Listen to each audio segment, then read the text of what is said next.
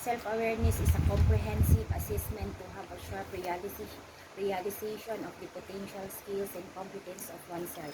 For that, we need to objectively and clearly look at ourselves without any biases and prejudices and understand what drives us as an individual more than just an understanding of who I am. Self-awareness talks more than about how a person thinks, feels, and acts at the moments as, as a realistic picture or as a mirror reflection. It is downright different from how a person wants to be or how he perceives himself to be, more than the perception, the actual person behind the perception, his feelings and emotion. To be precise, self-awareness means not just finding, understanding, and being aware of oneself, but also being honest and courageous to accept and come to complete terms with it. As I already mentioned, to increase the degree of self-awareness, we have to closely watch ourselves and examine the thought process which is going in our brain, the emotion that we are going through, and the corresponding patterns of behavior under a particular stimulus. By this understanding of our patterns of behavior, we will be in a better state to evaluate and assess healthy versus unhealthy behaviors in a candid mode and the thoughts and emotion triggering this behavior. By this consistent self-evaluation, we will reach a point in which we can tune our thoughts and emotion, causing unproductive and non-progressive behavior, control them, and thus can constantly refine ourselves as individuals to yield better outcomes as results in life. We live in the fast-paced world where there are measures, deadlines, and goals that we have to achieve. We are always busy with the next things and we lose a sense of ourselves. This often leads people to unfulfilled lives. They just go about their lives doing what needs to be done without a clear sense of meaning and purpose.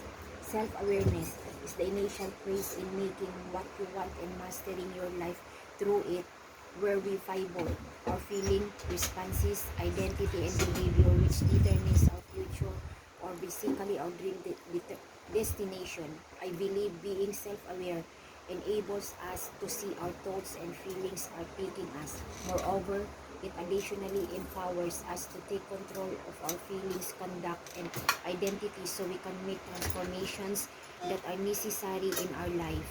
Until we are aware of our thoughts, behavior, words, and emotions, we will have difficulty making changes in our direction in life. Why is self-awareness important?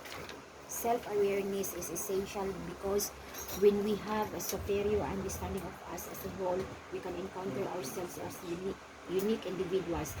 We then are engaged to embrace our changes and expand in our territories of solidarity, just as we recognize the areas where we might want to make improvements.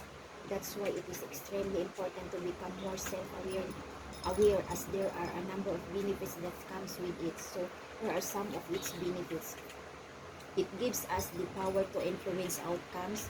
It helps us to become better decision makers. It gives us more self-confidence. So as a result, we communicate with clarity and intention.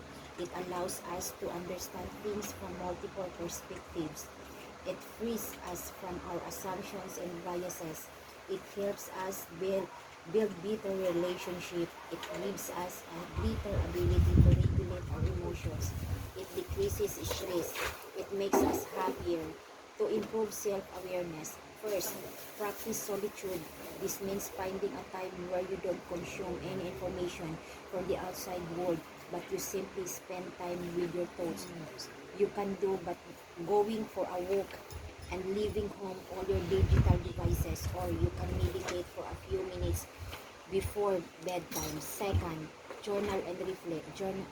Journaling is a great practice to improve self-awareness by simply writing down all the activities and how long time they take. Then, in the evening, spend 2 to 3 minutes to reflect on what you have been doing, and that shows us how we invest our time. Third, get feedback. To raise your self-awareness, it's important to see things from another perspective, and you can achieve that by asking feedback to other people in our world.